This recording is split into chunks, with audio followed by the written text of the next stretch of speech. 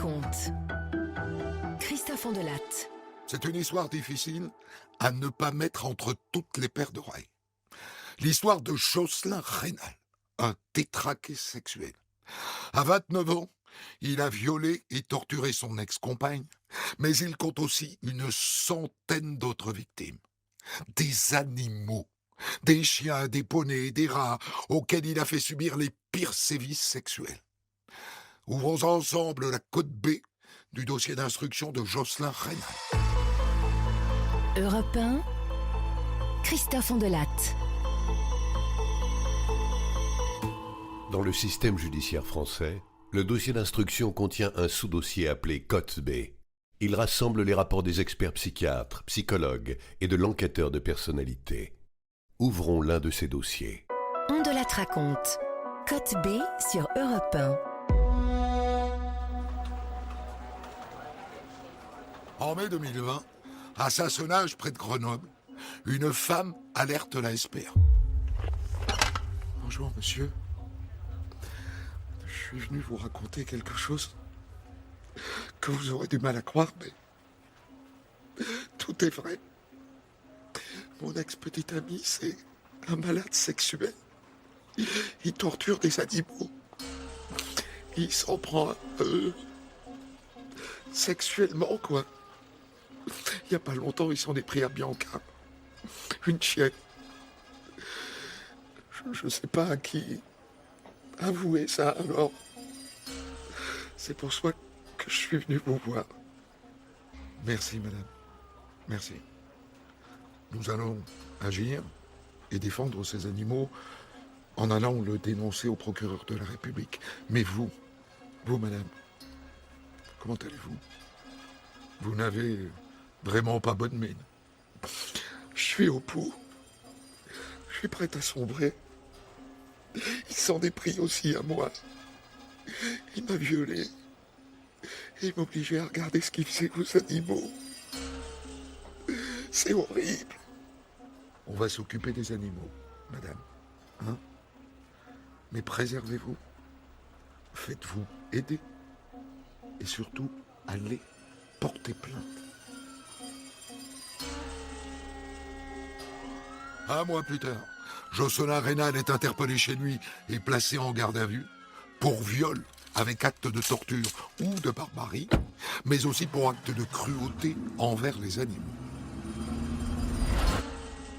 Quand on ouvre le dossier, on ouvre directement un dossier de torture sur les animaux. Maître Pierre Dongui, avocat de la Société protectrice des animaux. Très rapidement, dès la perquisition du logement de l'accusé, on a la saisie de matériel informatique, avec des gigas et des gigas de vidéos, de photos, de torture et d'actes de sadisme sur les animaux. On est véritablement face à quelque chose de tout à fait inédit dans la durée, l'intensité, la violence, la cruauté, l'absence d'empathie envers ces animaux. Souvent, on a des éleveurs ou des propriétaires qui sont négligents. C'est plutôt ça qu'on retrouve généralement dans les actes qu'on dit de maltraitance sur les animaux, de la négligence. Parfois, effectivement, il y a quelques faits de zoophilie isolés. C'est rare qu'on ait une multiplicité de faits de telle sorte. Et là, on a tout à un degré insoutenable.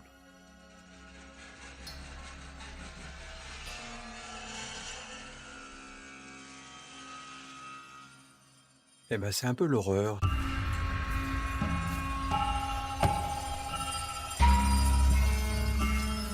Raphaël Loiselot, expert psychologue. C'est-à-dire que la magistrate chargée de l'instruction me dit d'emblée que les policiers qui ont fait les premières constatations, qui sont allés sur place, ont vu des choses tellement abominables qu'ils ont été obligés d'aller se faire prendre en charge par une équipe psychologique, qu'elle-même a dû se faire prendre en charge par des psychologues. Donc c'est un peu l'horreur. Et la magistrate me demande si je veux bien accepter une telle mission. C'est une question qui peut se poser dans la mesure où si je suis trop négativement impacté par des faits de violence, je ne vais pas pouvoir être objectif dans mon analyse, dans la manière dont je vais présenter la personnalité du mis en cause. Donc c'est important pour moi.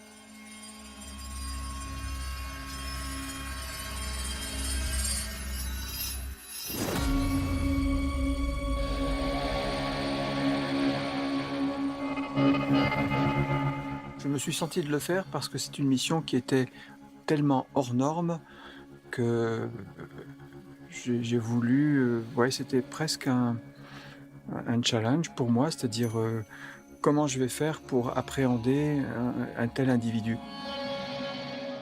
Il a pu écrire des choses, je peux même pas en parler parce qu'en en parlant, je vais traumatiser ceux qui vont m'écouter.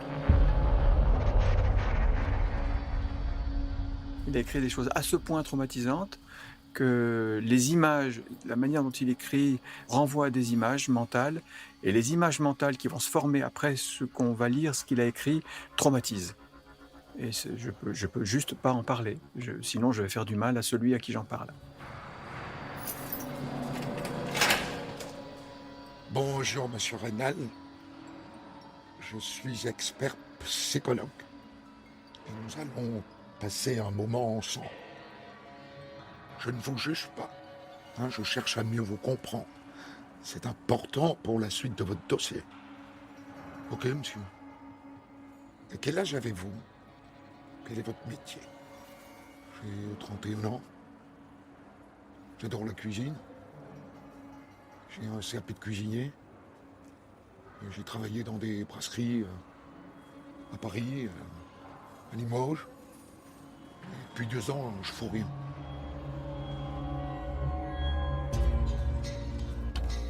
Vous savez, ce qui est intéressant dans ce métier, c'est qu'on rencontre des stars de la transgression, en quelque sorte. Et là, on était vraiment à un niveau élevé. Et c'était intéressant pour moi d'essayer de comprendre ce qui peut amener une personne à être parfois tellement en dehors de l'humanité. Mais je vous avoue que ce genre de situation, je n'en referai pas tous les ans. Voire même, je ne sais pas si j'en ferai une derrière.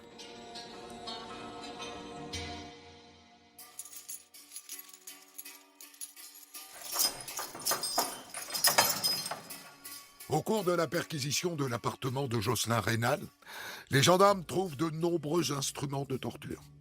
Chaînes métalliques, matériel chirurgical, crochets métalliques, sangles en cuir et même une sonde dentaire. Quant aux experts informatiques, ils fouillent l'ordinateur de Jocelyn Reynal et à l'intérieur, ils trouvent 30 000 images et 10 000 vidéos sexuelles mettant en scène des humains avec des animaux.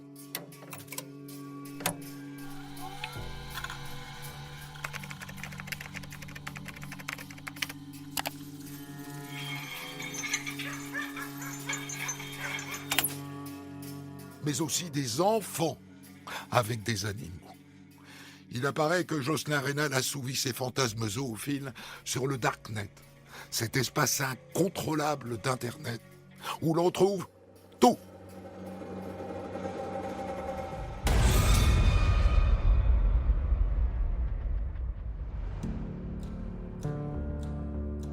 Lorsque je pensais au métier d'avocat, j'ai pas souvenir qu'il y ait une affaire similaire qui soit sortie, qui m'aurait permis, quand je rêvais d'être avocat, de me projeter sur un dossier pareil. Maître Maxence Pascal, avocat de Jocelyn Reynal. J'ai rapidement décidé de le défendre, et de le défendre jusqu'au bout. C'est pas une défense que j'ai sérieusement envisagé d'abandonner.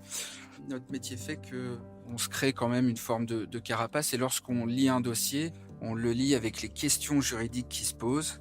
Notre cerveau n'est pas totalement occupé à l'imagination de ce qui se passe, même si avec la relecture on le fait, mais on n'imagine pas l'odeur. En tout cas, c'est pas quelque chose qui va systématiquement occuper notre esprit. Je n'aurais pas pu défendre mon client si j'avais pas cette distance avec le dossier.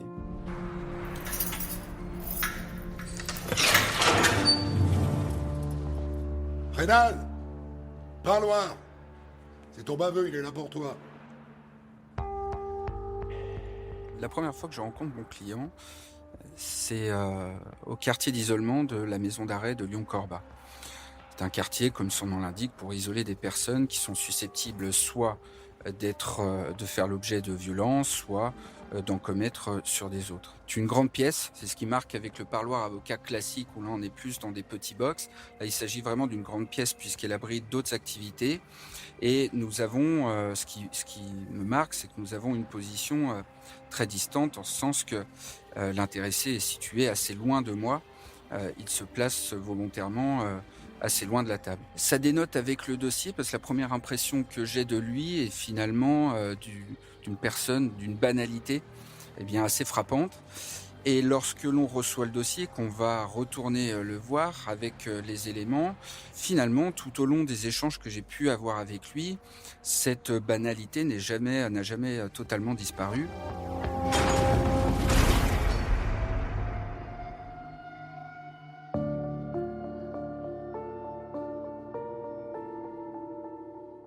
Il s'exprime parfaitement, ou presque, puisqu'il a un défaut majeur, si on peut parler de défaut, c'est qu'il va intellectualiser à outrance toutes ses réflexions. Quand je dis à outrance, c'est que lorsque vous lui posez une question, il n'est pas rare qu'il mette une bonne dizaine de minutes à répondre à la question, si tant est qu'il y réponde. Il a un langage qui est donc soutenu, mais encore une fois, cette intellectualisation va faire que sur une seule question, il va s'en poser des multitudes. C'est une manière de s'exprimer. J'ai jamais vu ça dans d'autres dossiers concernant les accusés. Ce qui frappe et interpelle, c'est qu'on a du mal à comprendre, non pas comprendre, mais à l'imaginer faire les actes qui lui sont reprochés.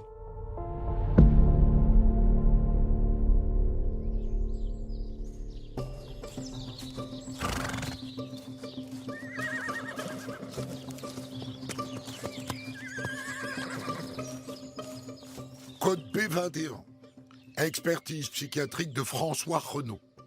Sur son enfance, Jocelyn Rénal reste assez fuyant et allusif. Il parle d'une éducation normale et fait référence à une absence de réels souvenirs de la période infantile. Il sera élevé par ses 2 parents jusqu'à l'âge de 7 ans, date de la séparation du couple parental. Par la suite, il est resté vivre chez sa mère et son beau-père jusqu'à l'âge de 9 ans, avant de partir vivre chez son père, chez qui il restera au-delà de sa majorité, jusqu'à l'âge de 27 ans.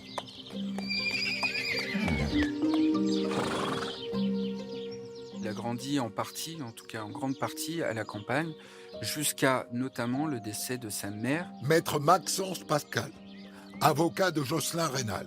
Qui est intervenue dans des conditions tragiques, puisqu'elle est décédée d'un accident de cheval en ayant été traînée sur plusieurs mètres. Lui dira toujours qu'il s'en souvient pas ou peu.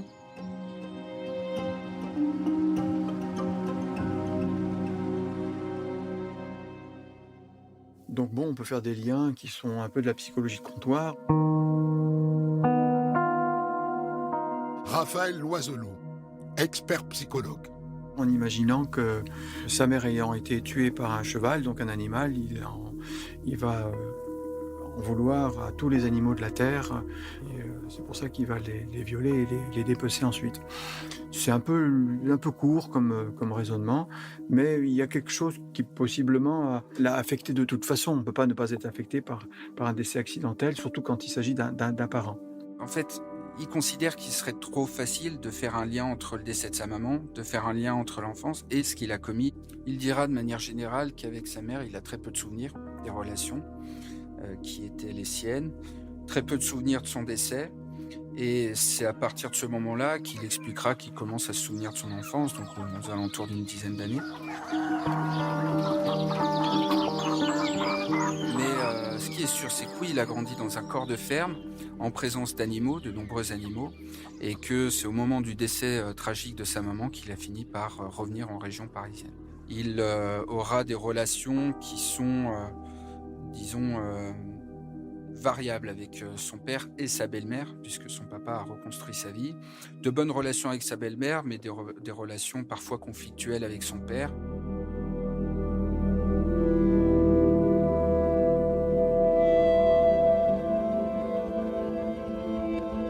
Son père, qui a fait du mieux qu'il pouvait.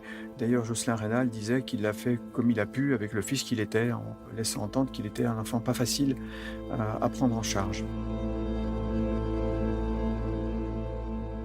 Comment est-ce que ça se passait pendant votre adolescence?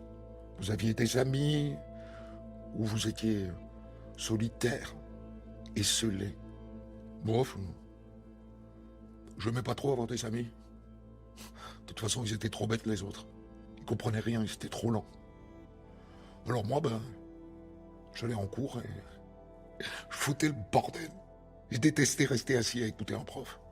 Mais les autres élèves, comment étaient-ils avec vous? Ils vous malmenaient? Ah non, ils n'avaient pas intérêt. Sinon, je leur en collais une.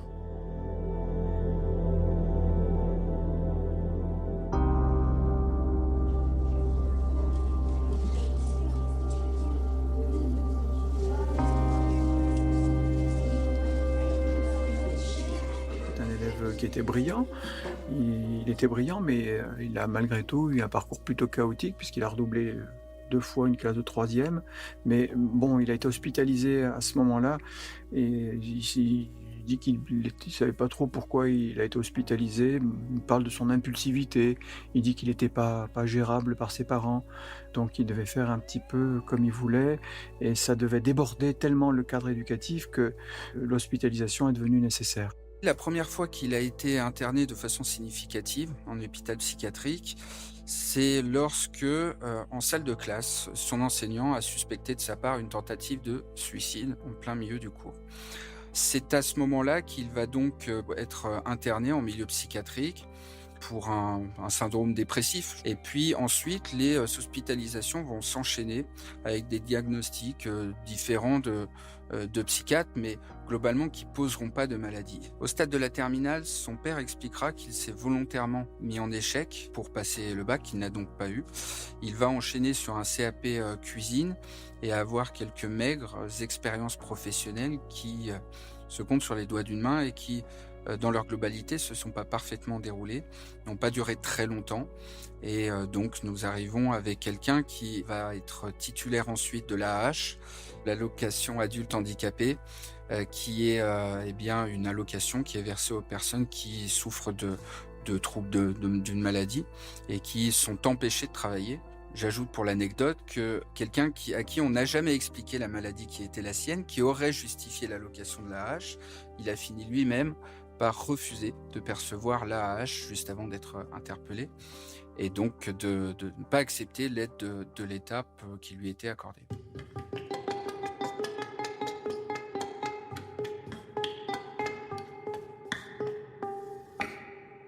Code B21. Expertise psychiatrique du docteur François Renaud. Monsieur Jocelyn Rénal affiche avoir une vision particulière de la sexualité.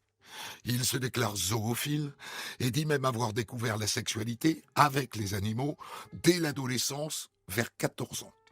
Il a fait ses premières expériences sexuelles avec des équidés, puis des canidés. Il parle de penchants particuliers qui sont liés à une absence complète d'inhibition dans son approche de la sexualité qui n'intègre aucune limite et aucun tabou.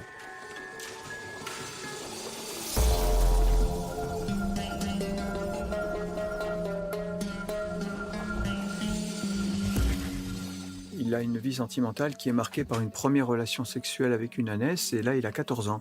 Donc c'est quand même assez fou. Et je me souviens qu'il a parlé de cette première relation sexuelle avec cette ânesse comme s'il s'agissait d'une personne, puisqu'il me dit qu'il avait appris à la connaître. Il me dit même on avait appris à se connaître comme si l'autre était une personne.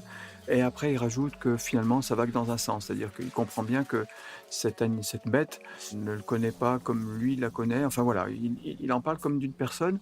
Et c'est une première relation sexuelle qui me semble un peu toxique, dans le sens où elle lui paraît, lui, en tout cas, normale et naturelle.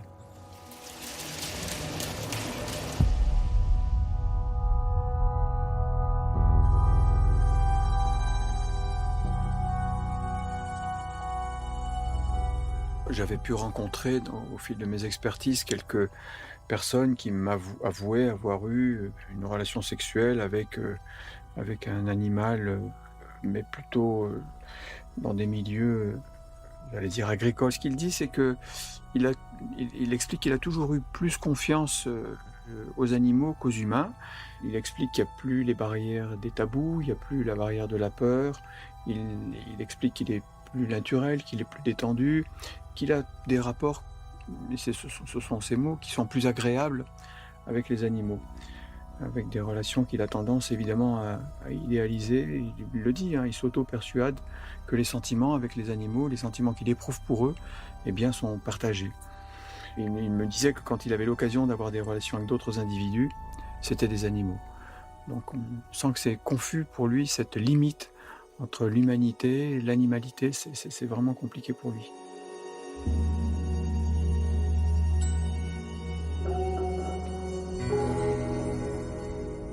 Code B21. Expertise psychiatrique du docteur François Renaud. Jocelyn Rénal parle d'une hospitalisation entre 2009 et 2010, au cours de laquelle, sans qu'il le comprenne ou le contrôle, il a arrêté d'un coup d'être violent. Il parle d'une prise de conscience et fait le lien avec la structuration de comportements violents et notamment de torture et de sévices sur animaux jusqu'à les tuer.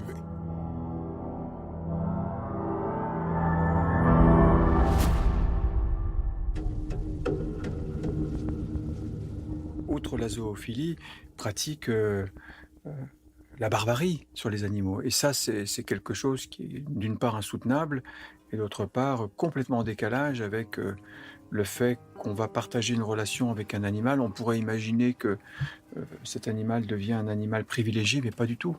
Il était ensuite détruit. On de la raconte, Code B, la suite de votre épisode.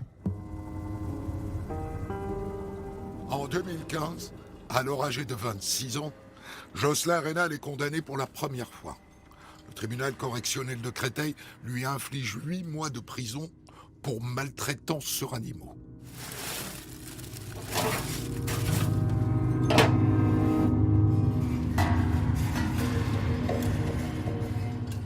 Il a été condamné pour avoir découpé un chien dans la baignoire de l'appartement familial. Ce chien a été retrouvé dans les poubelles des parties communes. Il a été pris en charge en hôpital psychiatrique et pendant ses soins, tout se passait bien, mais quand il était en permission, il allait voilà, violer et massacrer des animaux. Et retourner à ses soins et tout se passait bien. Donc non, on est là dans un champ de l'inhumanité qui dépasse un peu l'entendement avec Jocelyn Rénal.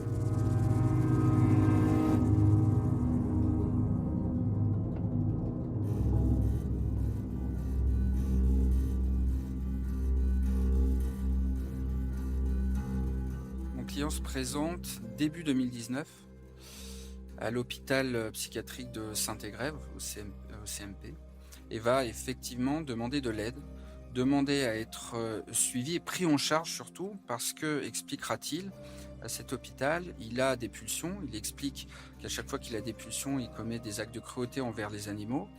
Et l'hôpital psychiatrique, lui expliquant qu'il n'avait pas de médecin attitré, à son dossier, eh bien, il ne pourrait pas le recevoir. Il est donc reparti de la même manière qu'il est venu immédiatement après. On apprendra dans la procédure qu'immédiatement après, il lui sera reproché un acte de cruauté, un meurtre d'un chien, en tout cas un acte de cruauté sur un chien. Compte tenu du discours qu'il aurait tenu, c'est vrai que c'est étonnant de ne pas le recevoir et de le prendre en charge.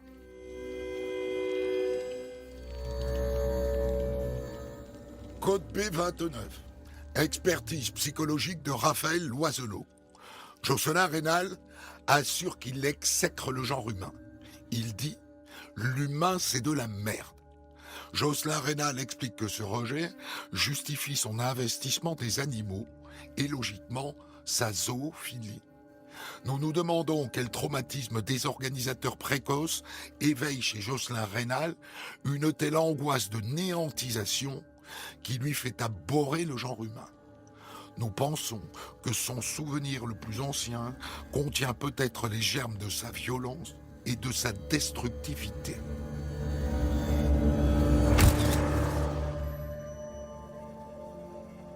Dans son souvenir le plus ancien, il se souvient que après que ses parents se soient séparés, il me dit qu'il est dans son lit et que sa mère, donc il dit pas maman, il dit Sonia.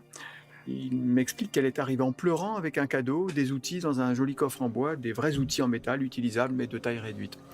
La question que je me suis posée, c'est comment a pu se transformer en colère puis en haine la souffrance de Jocelyn Rénal, notamment lorsqu'il utilise, pour le coup, de vrais outils pour torturer les animaux. Un enfant peut aimer ce genre de cadeau. Mais comme on sait à quel point les outils chez lui avaient cette fonction de destructivité, ça m'a interpellé, hein, qu'il parle de cette boîte à outils comme étant son plus ancien souvenir. Comme si finalement on lui avait mis en main une arme de destruction massive en quelque sorte.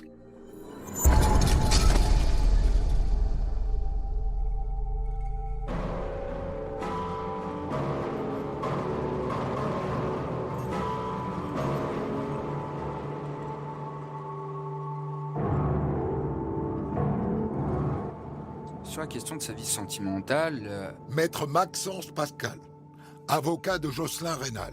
on sait qu'il n'a pas eu de relation avant celle qu'il a eue avec les victimes. Il n'a pas eu de relation avec d'autres personnes, en tout cas humaines, qui s'est très rapidement concentré sur l'amour qu'il portait aux animaux. Et sa vie sentimentale était remplie par 3 personnes. Et 3 personnes qui étaient victimes devant la cour d'assises. Donc une vie sentimentale très pauvre. C'est quelqu'un qui se décrira ou s'analysera comme bisexuel, mais en réalité, il expliquera aussi que les relations sexuelles avec les êtres humains, c'est pas quelque chose qu'il affectionne particulièrement. Donc on n'est même pas dans l'ordre du bisexuel, hein. Et clairement, quelqu'un qui est zoophile et se revendiquera comme tel. Code B21. Expertise psychiatrique de François Renaud. Jocelyn Rénal estime que la sexualité normale est chiante et que seule une sexualité extraordinaire lui amène une certaine satisfaction. Il déplore que cela puisse être mal vu. Jocelyn Rénal a rencontré son ex-compagnon sur un forum dédié à la zoophilie. Ce dernier avait un fantasme de relation avec les chiens. Mais M. Rénal décrit son compagnon réservé sur certains trucs. Il lui reproche certaines pratiques trop banales et d'avoir avancé des fantasmes non agis.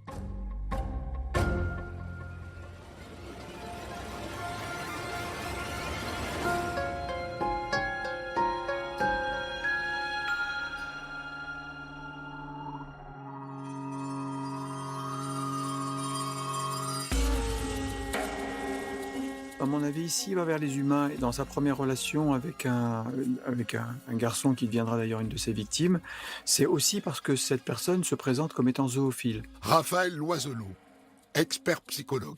Donc l'attrait pour Jocelyn Rénal, c'est de rencontrer quelqu'un qui a les mêmes bases que lui sur le plan des animaux. Et ensuite, son idée, c'est d'imposer à l'autre ces pratiques sexuelles perverses avec les animaux. Permettre à l'autre peut-être de jouir comme lui il jouit des animaux, mais ça c'est compliqué parce que dans le viol des animaux, il y a aussi ensuite la part de barbarie. Et ça, les humains qu'il a rencontrés, qui pouvaient accepter ou supporter en quelque sorte cette part zoophile que Jocelyn Rénal avait et qui leur imposait, n'ont jamais pu supporter la violence qu'il infligeait aux animaux. Aux experts psychologues et psychiatres, Jocelyn Rénal raconte. Je me rapproche de personnes à qui je peux apporter quelque chose. Je repère leur fragilité. Et alors, je prends une place importante et forte. Mon dernier compagnon, il détestait être seul. Alors il acceptait tout et n'importe quoi pour m'avoir avec lui. Ma dernière compagne, elle avait été abusée quand elle était plus jeune. J'ai voulu lui faire comprendre que la sexualité était un plaisir, lui donner confiance en elle. On a partagé une relation avec un chien, tous les 3. Et j'ai ressenti une vraie jouissance. C'est la première fois que j'avais un orgasme. Même s'il y avait des traces, et ça n'a pas été contesté, de chantage exercé de sa part, j'ai toujours à l'esprit, et ça aussi ça n'a pas été contesté, que mon client a toujours été direct et honnête avec les victimes, comme il l'a été d'ailleurs avec la justice. Et qu'il n'y a jamais eu de stratagème de sa part pour essayer d'obtenir ce qu'il voulait obtenir. C'était quelque chose qui l'imposait certes, mais sans ce côté manipulateur, sans cette manipulation. Ce que je pense, c'est qu'il y a eu là une conjugaison, une rencontre entre des personnalités des victimes qui, au bout d'un moment, laissaient tout passer et acceptaient de faire ce que mon client leur demandait.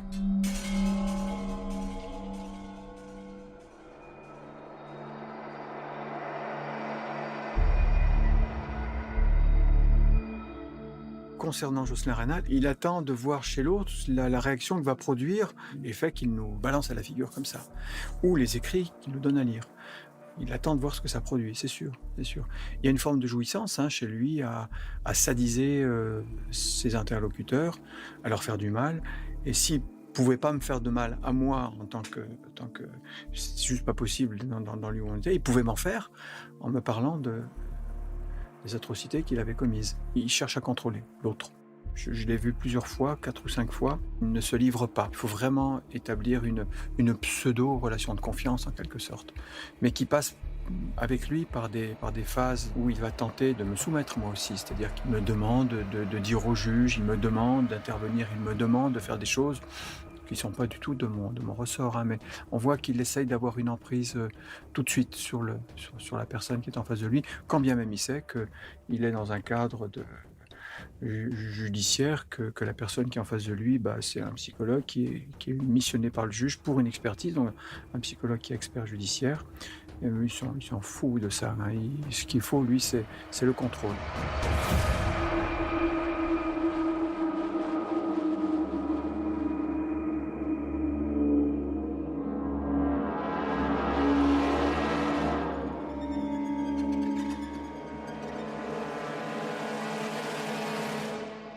Il amène, voire il contraint ses compagnons à avoir des relations sexuelles avec des animaux. Maître Pierre Donguy, avocat de la Société protectrice des animaux. Malgré leur refus, malgré la terreur que cela leur génère chez eux. Et dans un certain nombre de cas, il va filmer les actes zoophiles pour ensuite utiliser ces images pour faire chanter, entre guillemets, les partenaires.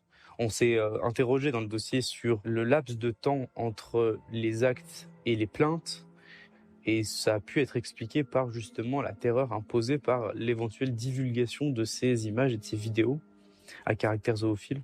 Il sent que ces actes sont insoutenables à supporter pour des tiers, et pour maintenir une terreur, il utilise ces actes comme une menace dans un premier temps, c'est-à-dire qu'il explique par exemple à ses compagnons que si ils partent, s'ils ne sont pas présents, s'ils refusent un acte sexuel, eh bien, il mettra à mort un animal de compagnie, le cas échéant devant eux. Donc il utilise cela comme menace. D'ailleurs, ce qui est assez édifiant, c'est que à plusieurs reprises, il utilise l'hypothèse de la mort d'un animal pour contraindre un de ses compagnons à un acte sexuel, compagnon qui acceptera finalement l'acte sexuel compte tenu de cette contrainte, et finalement, l'accusé mettra quand même à mort l'animal.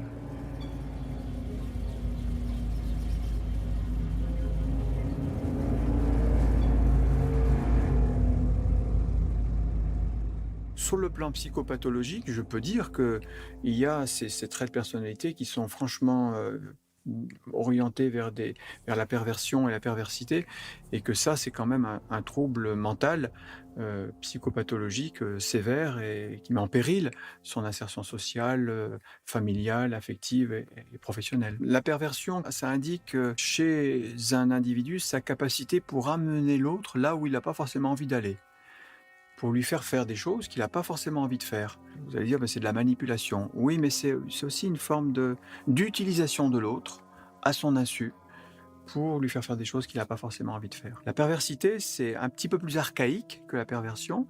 Il y a ça aussi, mais ça peut aller jusqu'à la destructivité de l'autre. Et chez Jocelyn Reynal, on est dans ce cadre-là, puisque cette perversion qui va l'amener à faire à des animaux, ce qui évidemment, ils n'ont rien à faire avec des humains, il va ensuite les détruire. Code P29. Expertise psychologique de Raphaël Loiselot. Il est possible de dire que Jocelyn Reynal est un tueur en série qui a sévi contre les animaux. Une extrême inquiétude est de mise car Jocelyn Reynal assure qu'il tuait les animaux avec de moins en moins de plaisir. La question se pose alors, jusqu'où va-t-il aller et vers qui va-t-il se tourner pour retrouver ce plaisir qu'il a perdu en tuant des animaux? Je pense que Jocelyn Reynal aurait franchi le pas. Pour moi, c'est une évidence.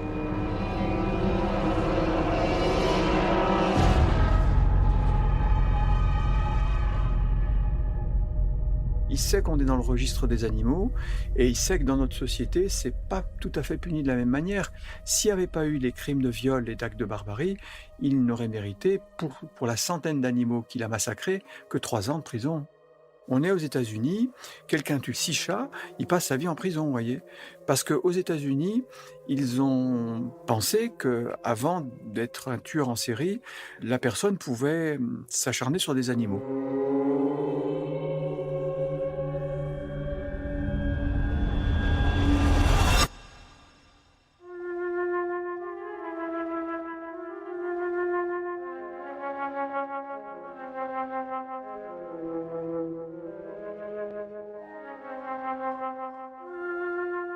En novembre 2023, Jocelyn Reynal comparaît devant la cour d'assises de Grenoble.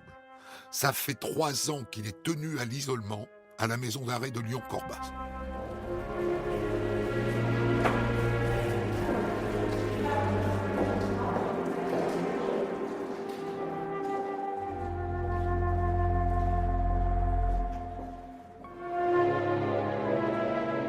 Les actes commis sur les animaux, ça crée une distinction entre ce procès et tous les autres. Maître Pierre Dongui, avocat de la Société protectrice des animaux. C'est-à-dire que des dossiers de viol, malheureusement, devant les cours d'assises et les cours criminels, c'est extrêmement récurrent. Là, il y a quelque chose de plus, c'est-à-dire qu'au-delà de ces 3 victimes humaines, on a des centaines de victimes animales qui sont visionnées par la cour. C'est-à-dire qu'on a des images, on a des vidéos.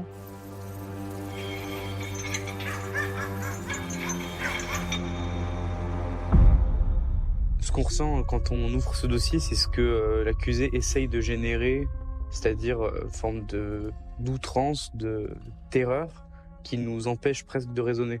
C'est-à-dire qu'on a du mal à se départir de cette insupportable cruauté pour réfléchir, pour analyser. On voit juste l'horreur qui interroge sur l'empathie, parce qu'en réalité, ce qu'on lit, ce qu'on voit à travers ce dossier, lui, il les a vécus en temps réel. Il a entendu les bruits des animaux qui souffraient devant ses yeux. Il a entendu les aboiements, les yeux. Il a vu les yeux implorants, les couinements, les hurlements.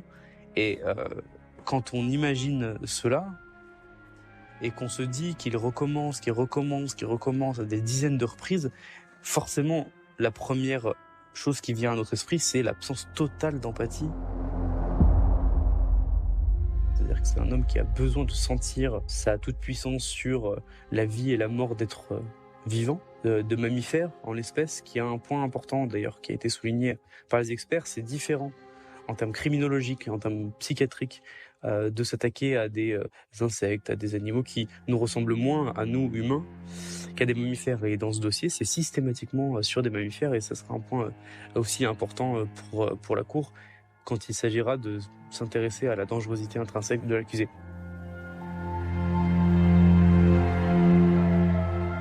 Mesdames et messieurs, la Cour. C'est un procès qui est difficile. D'ailleurs, la présidente a exceptionnellement demandé à 4 jurés supplémentaires d'être présents, dans l'hypothèse où les jurés ne parviendraient pas à tenir cette semaine d'audience qu'elle sera insoutenable. On a, comme d'habitude, un certain nombre d'étudiants, des confrères qui viennent voir le procès. Et au fur et à mesure, des articles qui paraissent sur le caractère tout à fait insoutenable de ce procès, sur l'horreur des actes, il y a effectivement de plus en plus de curieux qui viennent voir ce qu'il se passe dans cette salle d'assises au cours de cette semaine. Faites entrer l'accusé. Lorsqu'il se présente devant la cour d'assises, il a toujours la tête haute. Maître Maxence Pascal, avocat de Jocelyn Reynal. À un seul instant, il a détourné le regard de ce qui faisait l'attention de la cour, à savoir la projection des images. Il n'a pas voulu expliquer à la cour d'assises pourquoi il avait détourné le regard, si ce n'est peut-être que ça a créé chez lui des questions, pas loin de frustration aussi, des questions auxquelles il ne pourrait pas, pour le citer, répondre, et donc il ne préférait pas regarder ces photos. Il n'aura pas de mots pour les victimes, il expliquera que s'il présentait des excuses aux victimes, les faits étant si graves, ce serait presque leur faire injure et les insulter. Moi, je pense que sa personnalité est toute guidée justement par la vision nihiliste qu'il a de lui-même. Il n'est rien, non seulement pour la société, mais aux yeux du monde entier. Il n'est rien et il sera jamais rien. C'est toujours guidé par cette vision qu'il a de lui-même. C'est pour ça qu'il détruit tout. Maître Pascal, vous avez la parole pour la défense de Jocelyn Rénal. La stratégie de défense dans ce dossier était très simple, c'est qu'il n'y en avait pas.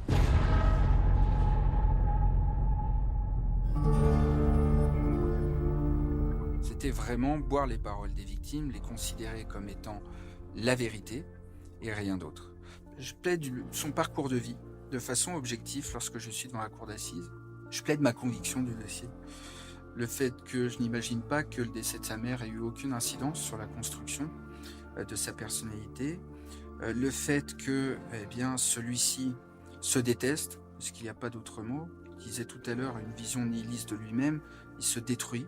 Et je plaide également qu'à de rares occasions, mais elles existent quand même, on a pu voir dans sa personnalité, sa façon d'agir, peut-être des lumières qui nous permettaient d'espérer, certainement pas demain, ça c'est une évidence et on ne dira jamais le contraire, mais qui nous permettaient d'espérer qu'un jour, il puisse être réinséré dans notre société et qu'il puisse avoir des outils pour mettre de côté ses démons et ressortir éventuellement de détention.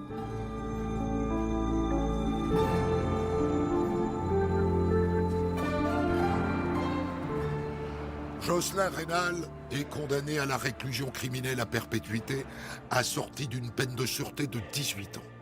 Il ne fait pas appel de sa condamnation.